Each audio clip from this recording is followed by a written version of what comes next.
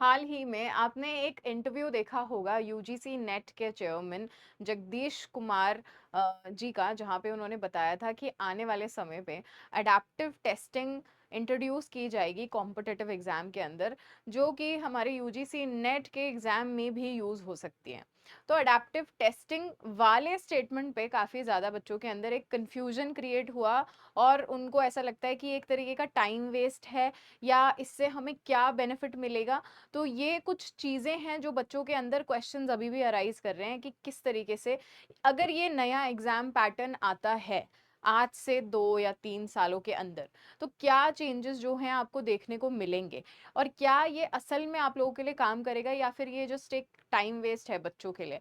तो इस चीज़ को देखते हुए हम पूरे सेशन में डिस्कशन करेंगे कि क्या अडेप्टिव टेस्ट है, अगर ये आने वाला है तो किस तरीके से शायद ये बेनिफिशियल हो सकता है बच्चों के लिए या फिर एक तरीके से डिसएडवांटेज की तरह भी एक्ट कर सकता है। तो इसको एंटायरली हम समझेंगे इस पूरे सेशन के अंदर। तो without wasting any more time, let's get into this video. सबसे पहले आप लोगों को पता है ये जो हमारा स्टेटमेंट दिया था अडेप्टिव टेस्टिंग वाला, ये यूजीसी नेट के चेयरमैन ने दिया था, ठीक है। और अगर आप इसके सोर्सेज देखना चाहते हो तो बेसिकली मैं आपको यहाँ पे भी दिखा सकती हूँ। ये टाइम्स नाउ का एक आर्टिकल है जिसके अंडर इन्होंने ऑलरेडी ये चीज बताई हुई है कि UGC chairman announces adaptive testing for your CUET CUET future exams, ठीक है। अब इसके अंडर ऑलरेडी सारी इंफॉर्मेशन जो है प्रेजेंट है, जो कि आप देख सकते हो। और यहाँ पे इन्होंने ये भी बताया था कि जो भी हमारा क्वेश्चन पेपर होगा ना, उसके साथ साथ आपका क्वेश्चन पेपर सबके लिए डिफरेंट होगा जब हम अडेप्टिव टेस्टिंग की बात करते हैं। और जब जब जिस हिसाब से बच्चा जो आंसर करने लगेगा, तो वो बेसिकली उसके डिफिकल्टी और इजीनेस लेवल पे ही उसको जो क्वेश्चंस है वो प्रोवाइड किए जाएंगे। तो ये थोड़ा सा कंफ्यूजिंग एस्पेक्ट है बच्चों के लिए और उनको शायद से ये समझ नहीं आया कि अडेप्टिव टेस्टिंग होता क्या है। तो इसी को ही सबसे पहले हम एक्सप्लोर करते हैं कि अडेप्टिव टेस्टिंग है क्या। तो मैं साइकोलॉजी पढ़ाती हूँ, मेरा नाम मृणालिनी है और मैं यूजीसी नेट टेक्स्ट बुक पे साइकोलॉजी पढ़ाती हूँ और प्लस मैंने साइकोमेट्रिक्स भी पढ़ा हुआ है। तो मैं आपको एक तरीके से ब्रेक डाउन करके बताती हूँ कि अडेप्टिव टेस्टिंग होता क्या है। तो ये वन ऑफ द रेनोवेशन है, एक न्यू इनोवेशन है in the field of psychometrics. और साइकोमेट्रिक्स बेसिकली क्या होता है कि जो भी हमारी साइकोलॉजिकल एबिलिटीज़ होती है ना, जैसे कि हम attention, reason, memory, thinking, judging, ये सारी चीज़ें जो कर पाते हैं, उनको हम किस तरीके से मेजर कर सकते हैं। तो वो ही पूरा पार्ट जो रोल प्ले करता है साइकोमेट्रिक्स के अंडर आता है। अडेप्टिव टेस्टिंग एक तरीके का सीबीटी टेस्ट ही है actually. It is a computer based test, but ये जो टेस्ट है ये बना है एल्गोरिदम के ऊपर। यानी कि होता क्या है, अगर आप कोई भी टेस्ट अपेयर कर रहे हो तो आपके पास जो भी सवाल आने वाले हैं वो टोटली डिपेंड करेंगे किस पे, एल्गोरिदम पे। अगर आप कोई इजी सवाल आंसर करते हो, मतलब आपके पास एक, सबसे पहले तो होता ये है कि एक मॉडरेट लेवल का क्वेश्चन आपको दिया जाता है, ठीक है। मॉडरेट लेवल का क्वेश्चन आपको थ्रो किया जाता है। अगर आप इसमें पास हो जाते हो तो क्या होता है, थोड़ा सा और हाई लेवल का आपको क्वेश्चन दिया जाएगा। बट अगर आप इसमें पास नहीं होते हो तो आपको थोड़ा सा इजी लेवल क्वेश्चन जो है वो दिया जाएगा। तो अडेप्टिव टेस्टिंग इस तरीके से एल्गोरिदम पे काम करती है और ये हर इंडिविजुअल के नीड्स को किस तरीके से, कि कोई भी इंडिविजुअल, कोई भी बच्चा जिसके अंदर काफ़ी सारे एबिलिटीज़ हैं चीज़ों को समझने की। जैसे कुछ बच्चे होते हैं जिनकी मैथ्स और रीजनिंग बहुत अच्छी होती है, कुछ बच्चे थ्योरी में बहुत अच्छे होते हैं, कुछ लोग मैनेजमेंट में बहुत अच्छे हैं, कुछ फाइनेंसेस में अच्छे हैं। तो जितनी भी उनकी कैपेबिलिटीज़ हैं उनको असेस करने के लिए अडेप्टिव टेस्टिंग एक one of the best tool है, जो कि अभी रिसेंटली मतलब इनोवेट हो रहा है और आ रहा है, ठीक है। तो दिस बेसिकली मतलब ये आपको सबसे ज़्यादा हेल्प करेगा क्या अंडरस्टैंड करने में कि आपकी कैपेबिलिटीज या एबिलिटीज कहाँ लाई करती है। अगर मैं बात करूँ फिलहाल हमारा जो यूजीसी नेट एग्जाम है ना, ये बहुत ही ट्रेडिशनल लेवल का एग्जाम है जो टोटली फोकस करता है आपके रोट मेमोराइजेशन पे। यानी कि आप रट्टा लगा के ही जाते हो इसमें चीज़ें, आपको कोई चीज़ याद है, क्योंकि यूजुअली पूरा जो पेपर है वो या तो क्रोनोलॉजी बेस्ड क्वेश्चंस पूछता है या आपके कंसेप्चुअल बेस्ड क्वेश्चन पूछता है या किस इंसान ने ये जो थ्योरी है वो दी है। तो ये सारी चीज़ें आपके रोट मेमोराइजेशन के अंडर ही आती है, जो कि होता है रट्टा लगाना। लेकिन अडेप्टिव टेस्टिंग के साथ जो चेंजेस इंट्रोड्यूस होंगे, यहाँ पे आपके जो क्वेश्चंस होंगे ना, ये थोड़े से डिपेंड करेंगे आपकी एबिलिटी के ऊपर।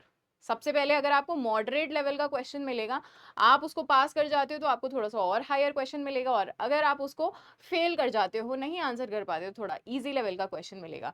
तो इस पूरे हिसाब से हमारा अडेप्टिव टेस्टिंग जो है वो काम करता है।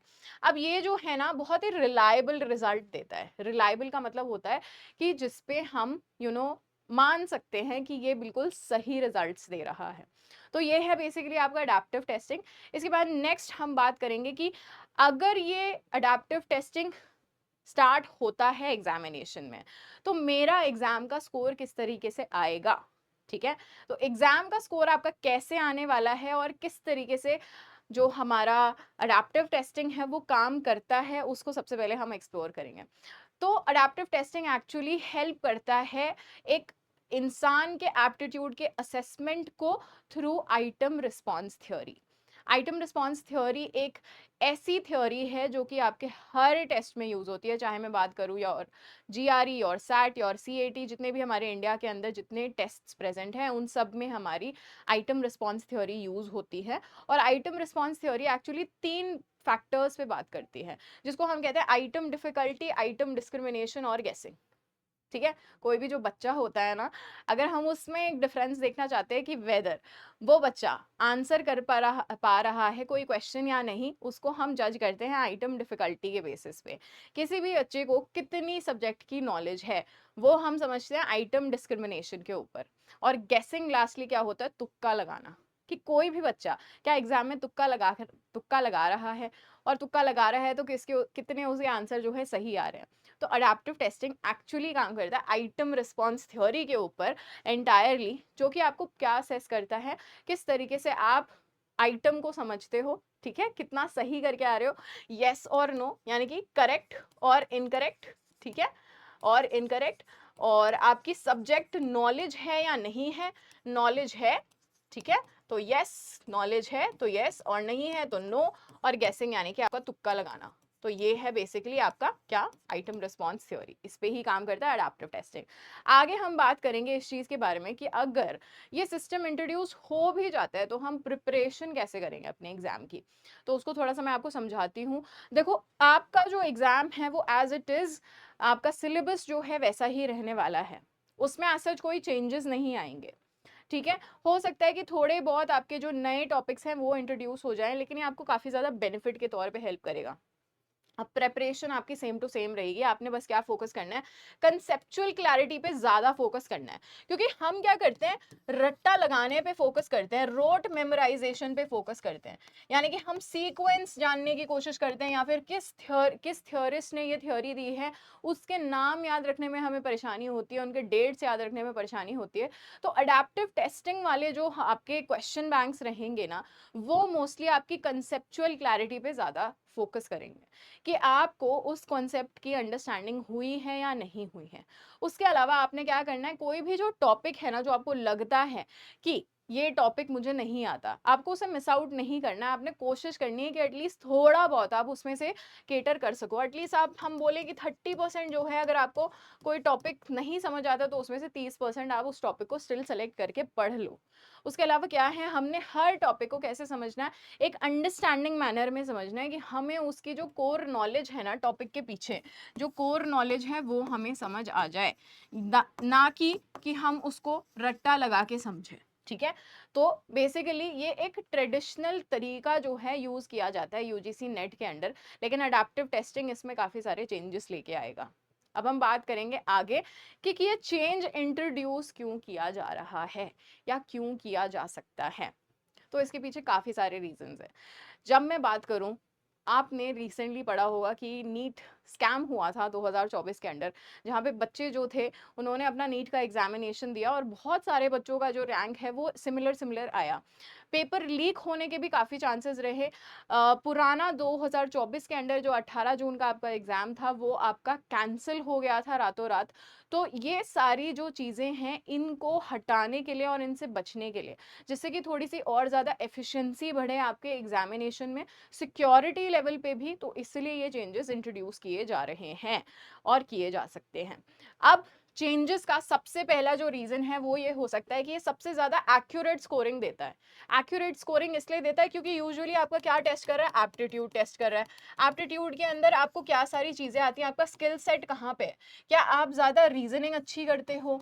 क्या क्या आपकी थ्योरीज़ बहुत अच्छी हैं?